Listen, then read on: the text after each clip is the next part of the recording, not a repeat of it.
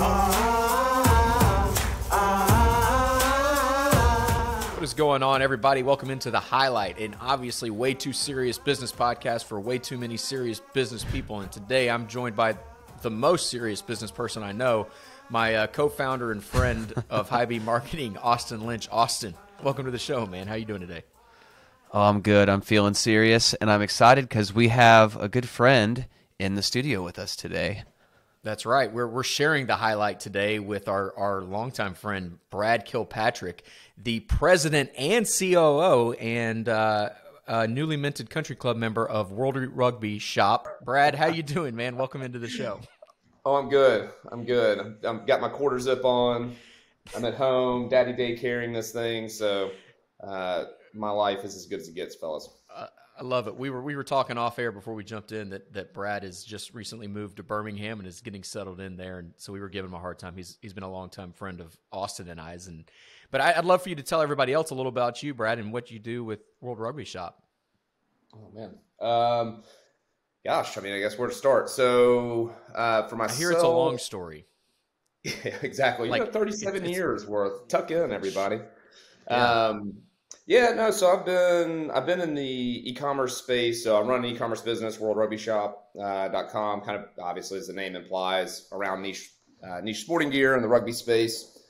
I've been in e-commerce for probably 21 years, I guess, at this point. So I started when I was 16, kind of interning at the company. And it was a holding company, so we had a bunch of internet retail properties and some news sites as well as e-commerce companies. And so I've been really doing that. I mean, I went to school for philosophy, but as soon as I graduated, I started working full time. So I've been sort of in the business, in the industry, again, for 21 years, kind of doing everything, right? It was a startup sort of company. And, if anybody's ever done a startup, you know how this operates, right? You're sort of doing everything that I literally cleaned toilets. I built web pages. This is way back in the day. I hand coded web pages and updated databases and, did all the different types of digital marketing and sort of just grew into it. So yeah, literally started sweeping and cleaning toilets and then worked my way through it and eventually started managing our rugby business. From there, I ended up transitioning and running a few other brands for a bigger holding company that had bought us out called Sports Endeavors. And they have groups like soccer.com. If anybody plays that sport, they've heard of it. So I managed a few different brands for them. One of which was a startup brand called 431 Sports, which I am no longer with, but they did bless me with this magnificent quarter zip that I wear to this day. Nice apparel. It is nice. It looks nice. And then, of course, we met, I guess it was probably over 3 years ago, transitioned into Ramsey. Just my very sweet, loving wife didn't give me an ultimatum, but doing the startup life, we had our fourth child, and she basically said, hey, you've been doing this for 2 years. You said it would get easier. It's not easier. We need to come up with a game plan for how you can become a normal human again. And it was so funny. That's where Jeff Stevens called me up the next day, and a guy who worked at Ramsey and basically told me about the e-commerce position there. And they promised me I'd only have to work 40 hours a week. They were true to their word. So I ended up moving. That's how I got down to Nashville. Obviously, it's how we all met. Helped do e-commerce and then some different marketing things at Ramsey. And then I guess it was a little over a year ago, about a year and a half ago, the founder of World Rugby Shop had bought the company back from Sports Endeavors. And he had bought it back about 2 years ago. And it had just gotten to a point where he couldn't really manage it on his own. He called me up and said, hey, would you be interested in coming back and helping me, run the operations and the day-to-day, and sort of help him take over the business so that he could eventually step out of it.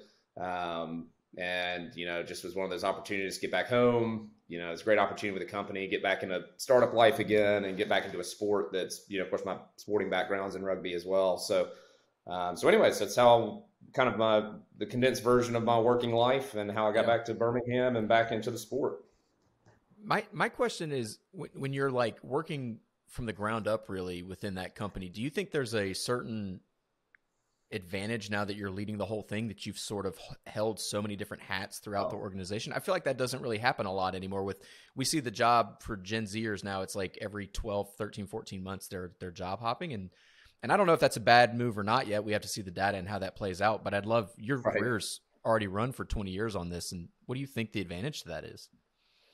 So it depends on how long a game you want to play, I think is what I would tell you. So, I mean, as business owners, what I would tell folks is business owners have really done it to themselves. I don't blame Gen Z for hopping jobs a lot. If you look at the data that exists, it's pretty unequivocal. If you want to maximize your earnings, you should leave your job every 2 to 4 years. That's just flatly the case. And I can tell you, I've been in a lot of conversations, and they're shitty conversations where people kind of go, yeah, I know this person's paid below market rate, but I really don't think they want to leave. And they've been here for a while. So let's take advantage of the inertia and we'll give them a 5% bump. And you're kind of like, well, that's bullshit. This person literally could go out and get a 30% bump tomorrow. That doesn't seem right. And so, but they're like, yeah, but I don't think they will. And so, don't get me wrong. There's plenty of people that fight for the raise, but I can promise you, I've been in those rooms, and it expands the spectrum, right? Not every business owner does that, but enough do to where I don't blame millennials and Gen Zs for wanting to skip out, because it's just a fact, man. If you can leave and get more money, and business owners, loyalty is a two-way street. I tell that business owners all the time, right? If you want employees to be loyal to you, you got to be loyal to them right back. And money, for better or for worse, it's an objective way of proving do you care about this person, right? So anyways, that whole spiel to say is that I do think that people leave a lot now, and I think that probably helps their earnings, certainly. I think the downside to, one, starting in a specialized role, and two, sort of starting at bigger companies and hopping around a lot, unless you have a very clear understanding of what you like from an early age, the problem I see there is you really pigeonhole yourself. So in the short run, you're going to sort of maximize your gains. And in the jargon, you might call it sort of a local maxima situation, local maxima, but a global minima. So yeah, you might maximize your earnings within the specialty, but if you're too specialized too early, yes, you might earn enough money and progress in that space, but long-term in your career, that can handicap you if you don't have a broader, more general understanding of how business works at a very practical level. That's where it can handicap people. So again, if you've got your eyes on the prize and you have a really long runway, my general advice to people is it's good to start broad, right? You hear about T-shaped marketers and all of this, but you see this in a lot of domains. If you were training an athlete or a musician, it wouldn't be much different, right? That base pyramid should be broad, lots and lots of different things. One, so you develop a general skill set, but two, it helps you understand the context for everything else. It's sort of, when you run a business in every aspect of it, you begin to understand the difficulties with IT. If you understand the accounting piece, if you understand the customer service piece, if you understand all these things, you start to see how it stitches together a lot better. And you can have conversations with different stakeholders because you've kind of done those jobs, right? Like you get the difficulties. Now, at some points, you do need to specialize, because if you're not specialized, you're not super valuable. You're this like really mediocre jack of all trades kind of thing. Right. But as you advance, what you find is that you then kind of start to broaden out a little bit more. And it's really hard to advance to high levels if you do not have the context and understanding of how these other departments work, because especially in really large organizations, there's many stakeholders, there's lots of stuff. It's complicated. And there's a lot of people and politics involved, and politics doesn't have to be a bad word. It's just there's humans involved, right? And it doesn't move nimbly. And so if you don't understand their pain points, if you don't understand how it works, it's hard to have a conversation in a larger organization that people will take you seriously, because CEOs, they get that. CFOs, they get that. And if you can't talk to them in a way, what you look like is a naive child that doesn't understand why all your marketing budgets can't just go up, or why you can't just do this. And when they're at that experience level, it's like, you clearly don't get it. So anyways, there's nothing worse than a 40-year-old. There's nothing worse than a 40-year-old adult that we meet that still acts like a 16-year-old. And so, of course, it makes sense that you'd hate to have a 45-year-old working in your organization that has basically just done one job super well for 20 years. What's the old saying? It's like having 20 years experience or having 1 year's experience 20 times. I mean, and I've also heard it said that you really want to go your first 10 years of your career, you sort of broaden out like you're talking about. It maps that same framework there. And then once you find the thing you love, you sort of pigeonhole in on it, go really deep with it. And then in the latter half of your career, when you get into more executive leadership roles, you broaden out again because, and you know, this is being the president and CEO of your organization. There's, you don't know everything as well as everybody else on your team, right? Like they are the specialists. Nope. They know all the little nuanced things, but what that specialist has to learn how to do is communicate back up the chain. So like, what is your advice for those specialists that are communicating with you at the higher level that are maybe struggling with that? Like, how do you influence people above you in the organization? It's a good question. Some of it's maybe understanding the language they want to speak in. So it's like, what a CFO is going to look at will be different than, say, a CMO versus, and again, not that everybody's interacting with the C-suite, but you get the gist of it, right? You kind of need to understand how is that person thinking about their role, right? Sometimes I think especially when someone's above us, we sort of expect them to like read our minds and like take what we give them, and we don't think about ourselves having to be empathetic to understanding their world, their pain points, and what's going on, right? Because just like you have performance targets and you've got people breathing down your neck, I promise you they do. And the higher up you go, the hotter it gets, right? Especially with people if you're in a founder-led organization, entrepreneurs tend to just be super intense people. They're not always as data-driven and not always as, rational, because they're people that are overly optimistic and they're biased to action. That's why they're good entrepreneurs. But the downside of that is like those people that are interfacing with them, it's intense, man, because that's those people's lives and they're interacting with somebody. This is not like a job for a founder. This is like their avocation. It's their livelihood. Yeah. Right. It's their livelihood. And honestly, it's like what they like to do, right?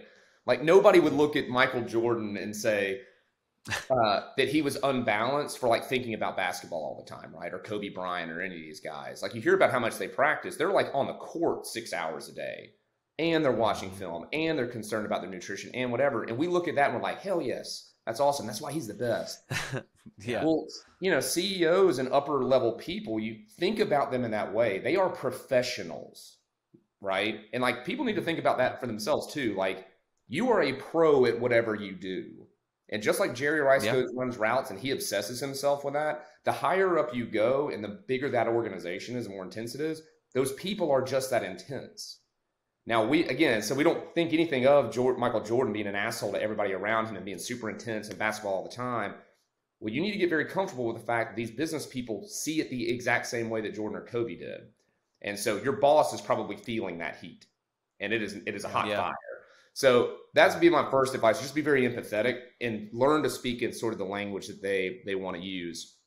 The more tactical, I guess, very specific answer is, learn to speak in finance is probably the single best skill I think that very few people are taught. And it is hands down the most important language that you can use to speak to a business owner.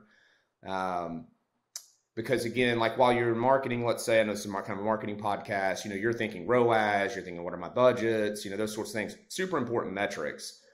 But there's a layer on top of that, right? Especially in your business, say like mine, where there's inventory dollars and things. Like it's not digital for me. So I'm thinking tons about what are my turns? What's my cash flow look like? What's the cost of capital going to be? Do I need to finance? What are my terms with my vendors? All those sorts of things come into play. And while profit's an opinion, but cash is a fact. And if you don't have cash, you will die. Right? I love that. And that's just a fact. If you don't have cash, you will die.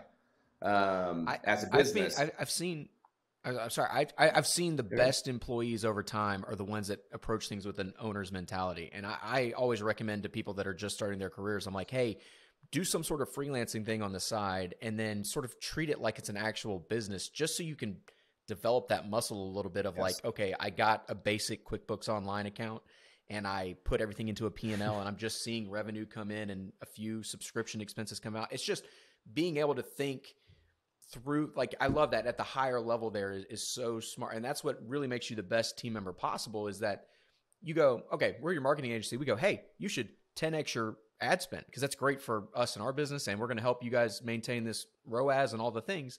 But you just said it. All of a sudden, the guys in the warehouse have to deliver all those orders, and now you've burned them all out, and now they're gone. And this is the Amazon problem. Amazon can't hire anybody anymore because they basically have already hired and fired everybody in America that was looking for those jobs. Yeah. It's a serious challenge. It's a serious challenge. And again, is it that you fight? Go ahead. I was just gonna, is it that you, when you're approaching those conversations, you're fighting with intense passion for your little area, but also being empathetic to the macro business and like be willing to just still be on the same team with everybody? I think sometimes we don't get on the same team and we start infighting a lot of times. Yeah. Oh, for sure. Right. And again, that comes from not having context. And probably more important than one of the things that founders have that it's just so difficult to do if you're not a founder, right? If you don't own a business, I don't blame people for not having this feeling in their gut, because why would you, right? It's sort of like talking to somebody that's never owned anything. And I don't mean to be glib about that, or like, it doesn't make them bad people, but like, think about how you approach taking care of your lawn before you own a house and after you own a house. You know, if you grew up in a place where your dad or your parents asked you to clean stuff, you didn't like get this. Like, taking care of this stuff was like, it was a legit chore. You hated to do it. Why do I have to do this? It's so stupid. You know, this is so dumb. The minute you buy that house, you'd look at it all different, right? Because you understand, one, it's yours and you get a sense of pride out of it, right? But you also become much, much more clear-eyed about, oh, if I don't take care of this, like if I don't take care of my roof, it's going to start leaking, and then that's going to cost me 30 grand. Or if I don't do this thing, there are very real consequences to me not taking care of this stuff, right? And so when you own it, you really want to take care of it because, one, you love it, but two, you also understand in a very visceral way the consequences. And business owners, I mean, again, a lot of employees kind of assume the business is always just going to exist. It's going to keep going and it's fine, right? Like, the paychecks are coming. They don't have to think about it too much. They do their little job and it's fine. I say their little job. I don't mean to be condescending in that, but they do in their area, right? Yeah. They're doing their thing and it's just always going to keep working out. And I think what the founder and the people, when they get up higher, understand is like, that is not true. It could all go wrong really quickly. The average business, if its revenues were to drop 50%, they'd be out of business in 3 months, right? Yeah. Like, it is the reality, and it's a scarier world to be in. And so, yeah, I think that's the part where a lot of times people that they don't have that understanding of just, we don't have cash coming in the door. Great, we're profitable, right? But we made all these orders and that's wonderful, but we're not getting paid, but on, net 90 terms, let's say. Well, I don't have money. I don't get cash for 90 days, which means I can't pay bills for 90 days, right? Yep. So, cool, I made a profit this month, but I didn't get any cash in the door. And I've got to pay my financing, and they don't care. I'm not on net terms with them. They want their check, right? You probably want to get paid this month, would be my guess, which means I've got to go find cash for you. And so it can come across to people, like, if you don't have that understanding, you just like sort of like a petulant child kind of fighting with them, it is really frustrating because they're like, don't you understand how serious this situation can be? And again, some of this I'm biased because I'm in a startup and like money and cash is like everything in a startup. But of course. But yeah, I think that's just it, right? If you don't have that context and understanding, it's difficult for you to have an empathetic conversation with them.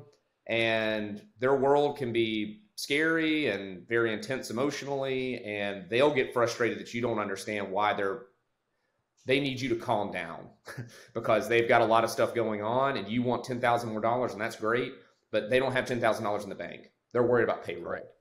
And that means they can't bump it up, even though there's a great opportunity.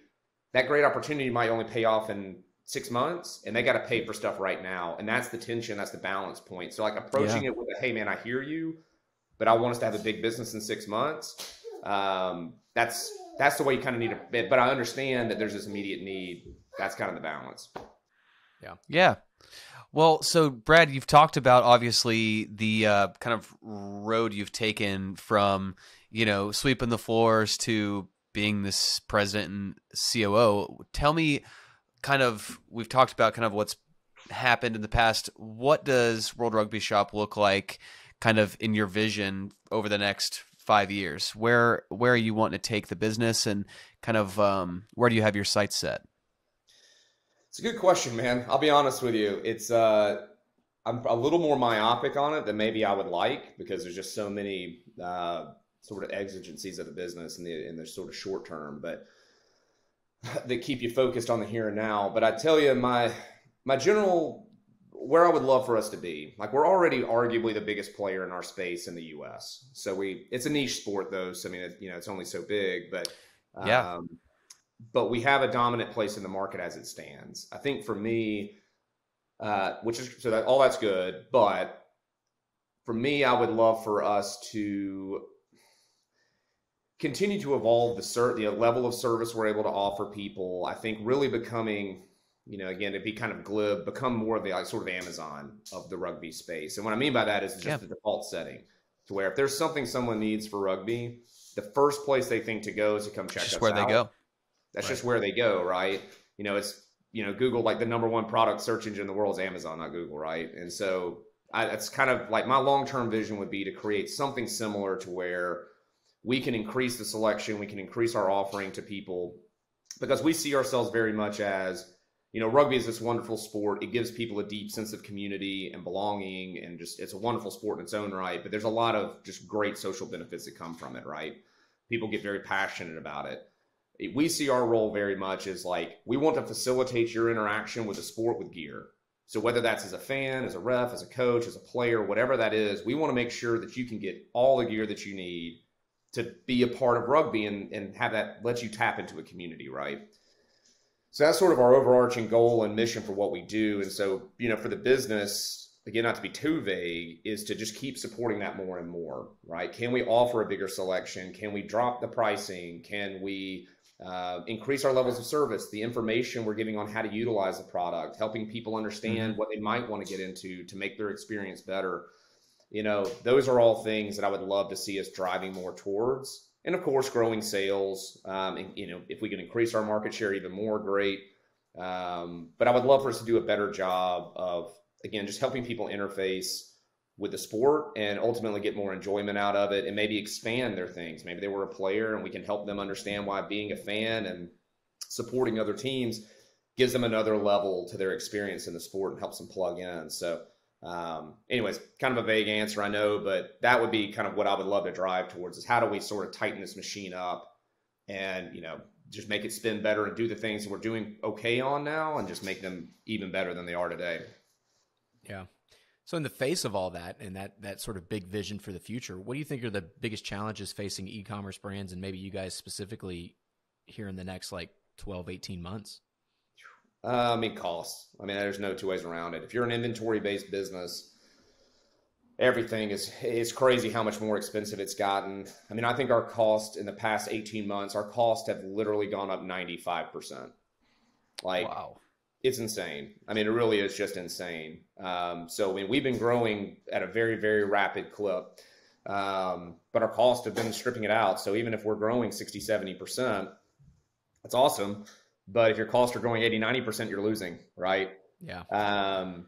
So elasticity of customers, they haven't adjusted what they're willing to pay for a ball yet. They don't understand that the price was maybe $10 last year, but this year it's 25, and they don't rise as fast as the supply chain cost does. Yeah. That's definitely a challenge. The cost structure, I think inflation, all these sorts of things are problematic for consumers and their ability to purchase. So it's like you can keep raising prices, but eventually people just run out of disposable income.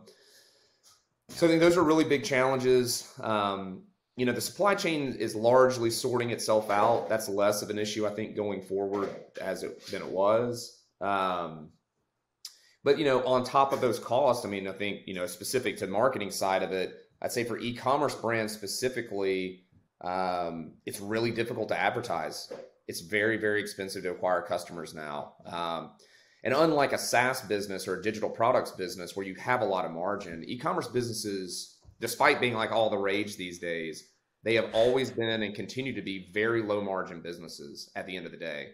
The cost structure for a D2C business is very high because I have physical costs of goods for the products themselves I have to cover. Obviously, I've got to have, and then I have to pay to get that process. So whether I'm using a 3PL or I'm building my own warehouse, there's all of that that comes into it.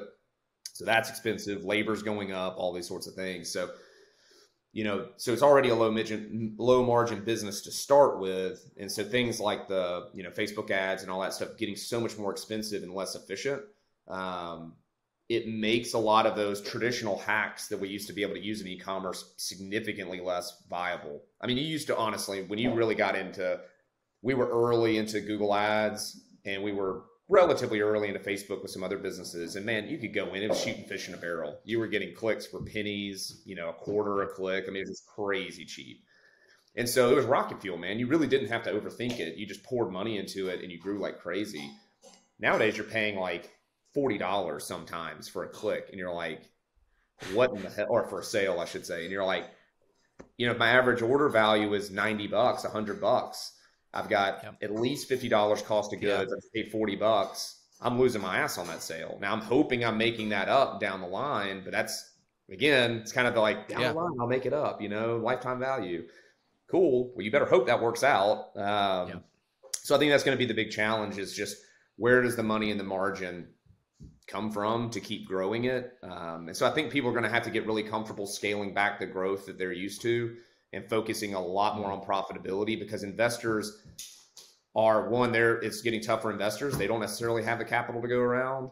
But then on top of it, the multiples you get as an owner, VCs are only going to lend so much money, right? Their valuation of you is going to be 2, 3x, 4x maybe on EBITDA typically. So if you're it's lucky, just tough, man. And people are going to have to claw it back. And I think profitability is going to be the name of the game for most people, instead of this sort of like grow at all cost mindset. Just because, again, costs are just so significantly challenging on every front right now. Yeah. I love the themes that end up developing in these episodes where, and we've seen this a couple times now, but it sounds like, what was the saying you had a minute ago? Profit is a promise and cash is the truth. Profit's an opinion. Cash is king. Opinion. That's it. Yeah, cash is a fact. Yeah, profit's an opinion. Cash is a fact. Cash is a fact. I love that. I'm going to get that tattooed on my forearm. That's going to be our new mantra at High Beam, Austin, is cash is a fact. And I tell Austin all the time, I'm like, accounts receivable is a 4-letter word. We don't do accounts receivable if we can't help it. Amen. Well, 100%, man. Especially when you've got to be buying inventory, and I'm sure many of your customers do. I have to buy the growth I think I'm going to have later right now. And so e-commerce businesses are super cash hungry businesses. And so if you think about it, every time I personally can get terms, that's like me financing my business, right? And so for you guys, you're financing my business every time you give me terms. So that's always the dance, right? Is like, you guys, you don't want to finance that business, right? Because there's inflation. That money is worth less tomorrow than it is today. And for me, it's like, ooh, if I can get them to give me 30, 60, 90, I don't have to pay for that for 90 days, which means I can get my stuff and I can get my cash cycle tighter. I can lower my financing cost. Yep. Yeah. It's a thing. I think it's what you said a second ago is really important too. At the very beginning of the episode, loyalty is a two-way street. And that is both true for a leader with their team and also a partnership, which is really what our company is with yours at this point. It's like, if any client was ever to call me and say, hey, we need to do this, it is a two-way street. It's a two-way street. You have to be able to bend to build the relationship at any time. I mean, that's the thing that I think gets lost a lot of times, is it becomes an us versus them mentality. And that is a very short-sighted way to do business. You might win on the short run, but my lens that I'm looking at, and Austin would probably agree, is I'm looking at the next 10 years. I'm like, what are we going to do over a decade, not next month? And I think if you're not willing to, be empathetic to your partners and to your bosses, and to understand that profit is an opinion and cash is fact, you're going to be in trouble. So let's say, I got another question for you then. So let's say me and Austin, we won the Powerball. It's over $1 billion, I think now. And all of a sudden we were like, hey, I'm giving you a check, Brad. I'm giving you 10X your marketing budget. What are you going to do with it? What do you do with a 10X marketing budget? I'm always fascinated to know. Oh man. I would probably, for us, I would invest much more into sort of content, imagery, that sort of thing. Mm-hmm. Because, again, stories, good-looking photos. We sell a lot of apparel, footwear, that kind of stuff. It goes a long way, right? But it's very expensive and it's challenging. And in our case, because we're more of a traditional retailer. We're not like a typical D2C brand where they have like a product or 4 or 5 products maybe. And so they can index a ton of time on any one individual product. We have 2,600 SKUs just in our warehouse, 3,000 SKUs, and we've been reducing. So collectively, we have almost 40,000 SKUs when you count virtual SKUs. So it's just like the ability to actually produce anything that looks good for that is very unlikely. But then you run into this problem where it's kind of like, well, at a certain point, you're not going to do any of it, or you'll have this really mismatched looking site. So I think it's very expensive. We have a lot of SKUs. So if you gave me 10 times my marketing budget, I would probably go get somebody that's really like a really good videographer, or somebody who's really, really good at creative.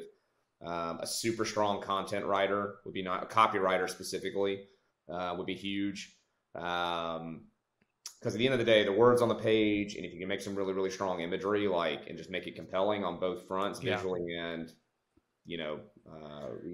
reading it, those are massive for our business. And storytelling, it kind of goes along with that. I think those are if you got good creative, you got good copy, it's going to make everything about your business better, right? It's going to make it convert better when it's on the page.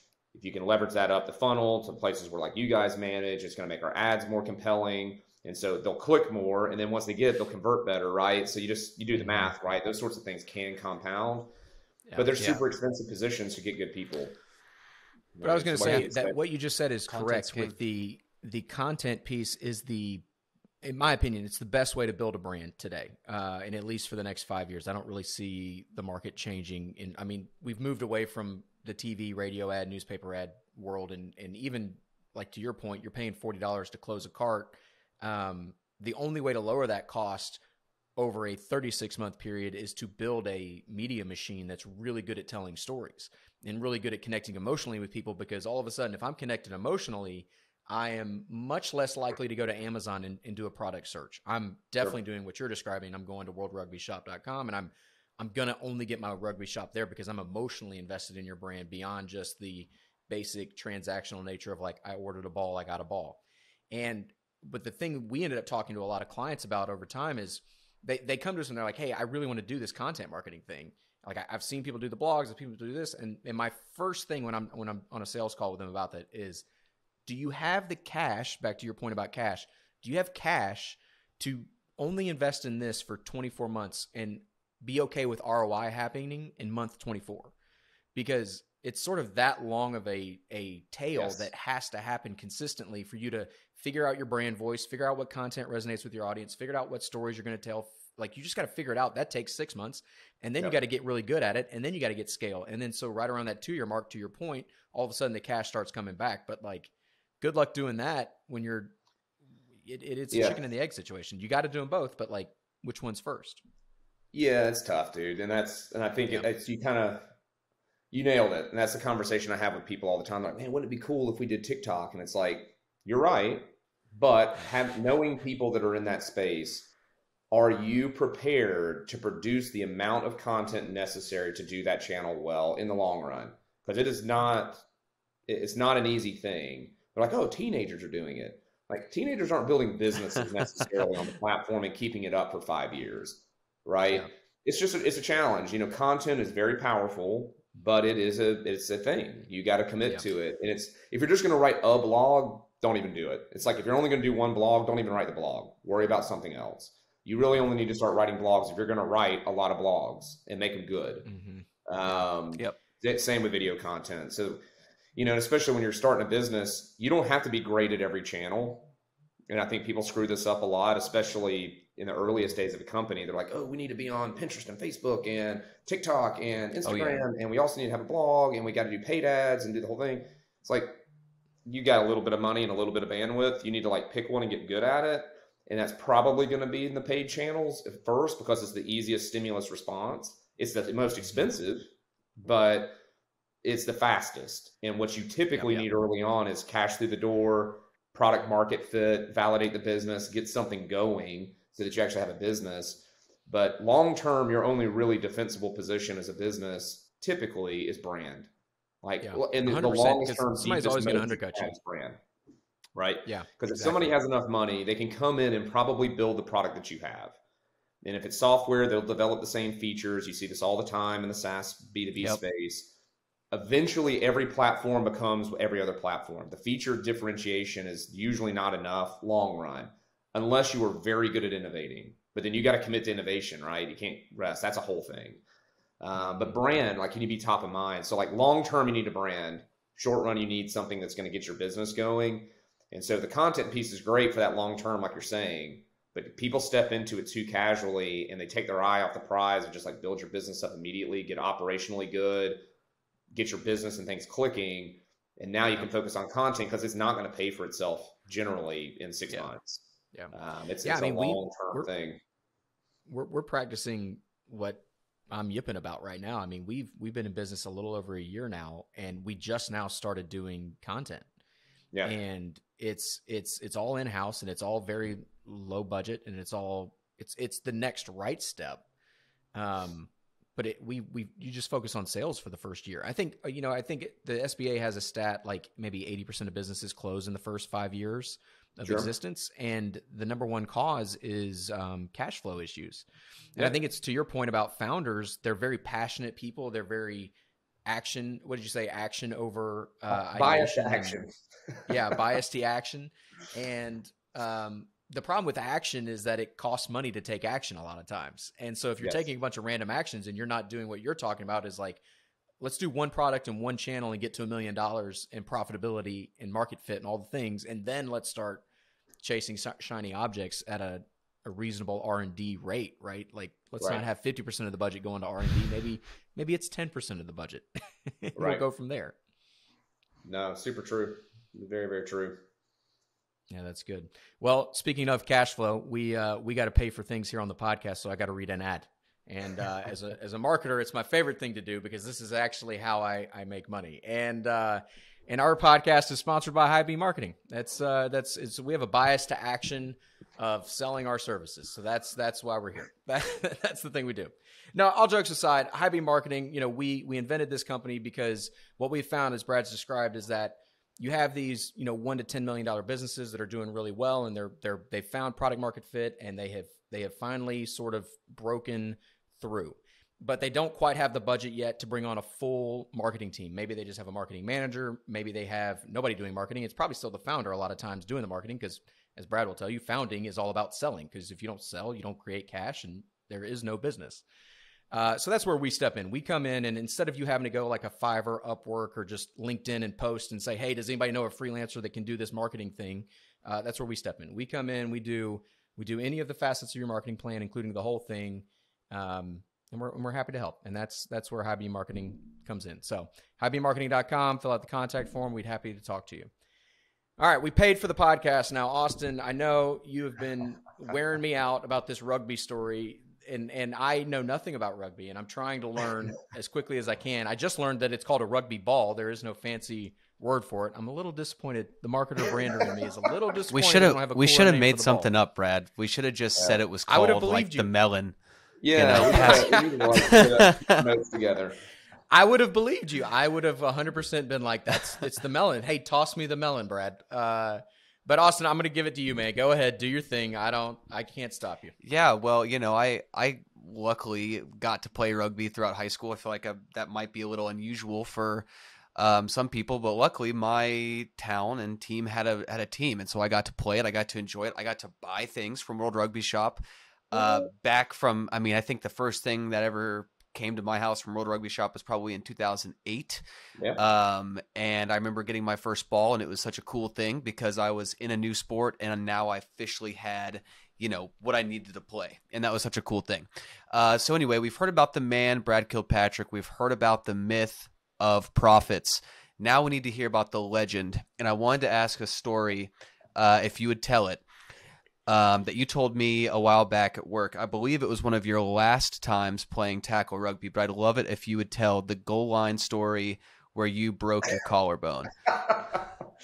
Oh yeah, this is a good one. So I forget, man. I don't know how I've been hurt. And I was, at the end of kind of my getting into my playing career. I had a very I was always a big believer. Like, I always wanted to play the game in a certain way, and I like to be very physical. I just feel like if I couldn't be physical, I didn't want to play rugby. That's what I was here to do. Of course.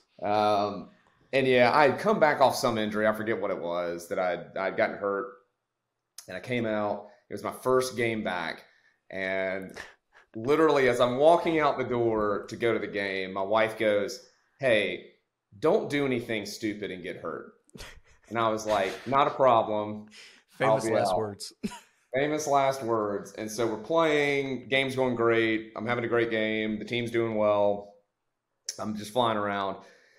And we're like 15 minutes from the end. We're crushing the other team. And there's like 10, 15 minutes. It's kind of garbage time at this point.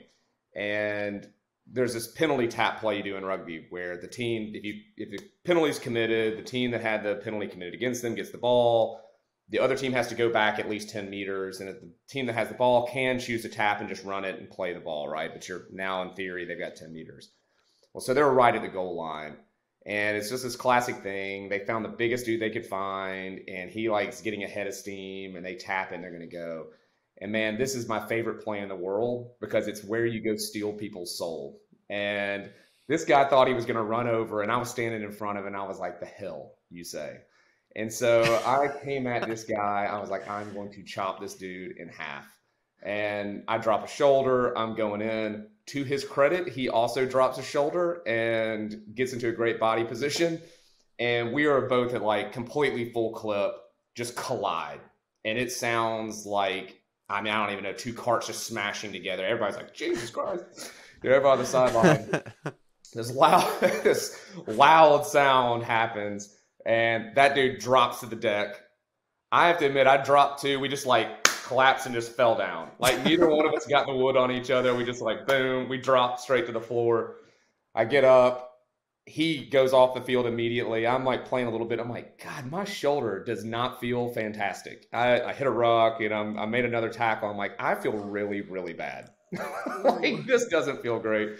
And yeah, I went off to the side. I finally was like, I gotta go. There's only 5 minutes left. I'm like, I gotta get off. My arm is like going crazy right now. And they're like, "Yeah, you should probably go get that checked out." And of course, I went to the doctor, got my X-ray, and I apparently like completely snapped the head of my collarbone off. And I had to go home and explain to my wife that I had You now did, in fact, do something stupid and get hurt. didn't kind of hurt myself, like completely damage myself. Couldn't like change my shirt for 6 weeks. It was terrible. So anyways, there you go. I'm an idiot. Hey. I couldn't stand the thought of this guy running over the try line. I bet it's worth it. You know what? And I tell people this day, they're like, "Do you regret it?" I'm like, hell no, I don't regret it. No, I'm going to remember that moment. Right? What are sports for? If you don't, sports to me is like, at the end of the day, everyone's going to be forgotten, right? Like no one's going to remember who you are. So like, you got to learn something about yourself. And on my deathbed, one of the things I want to know about myself was I was not a little bitch. I was not a coward. You were not going to let him score. I was not. I was like, I can't do it. So even though I snapped my collarbone, people are like, "Man, I bet you really regret that." I'm like, I don't regret it for a second. I would do it again. And it sucked, but I'd do it again because it was deeply satisfying on a spiritual, dare I say, moral level for me. And there you go. Hey, great. You know, a man only has his values. At the end of the day, it's all you got. And you would have looked at yourself with a healthy shoulder and been like, "I really pushed out on this play." And that's this is what I'm saying. I'd have to live with that every day of my life. Totally worth the broken collarbone. Maybe not as much as I caught when I got home. I'm going to be honest. I feel like all of our wives would be very upset that we hang out more and we would just feed off of each other, and it would just not go well. I think it would go epically. To be clear, I think it would go epically. Yeah, it would just not be very functional long term. You know, I can't help you bring the groceries in, honey. I have lost my left arm. Oh yeah, legendary. I have crippled myself. This is not good. Yeah. Oh my God. Well, Brad, thank you so much for coming on, man. Tell everybody, like, where can we connect with you? How can we support you? Oh my gosh. Well, I'm basically a recluse and I very rarely get on social media, but I am technically on LinkedIn. I do respond on there when people reach out. So if you want to find me, I'm on LinkedIn. I actually don't even remember technically what my handle is, but I think it's Brad Kilpatrick. You'll see me. So yeah, find me on LinkedIn. We'll link it up for you. Thank you. Put it in the show notes. Appreciate you, boys. But yeah, feel free to reach out. I love to talk shop. You know, obviously if someone needs some rugby gear, let me know. But if you just want to talk about business, talk about whatever questions, always happy to chat. Yeah, I do. You are a client, so I guess technically we could give you an ad. Do you want to do an ad read for World Rugby Shop on the spot? Oh, don't make me do it. Don't make me do it. WorldRugbyShop.com, people. They've got it all. WorldRugbyShop.com. Make it happen. Feed my children. Come. Coach, player, fan, ref. The soul of the game, giving it all up on the goal line, losing a collarbone. That's exactly Brad, right. you're the man. We love you. We love having you on. We love being partners with you in business. This has been amazing. Thank you so much for watching. Thank you so much for listening. We'll see you next time. Peace.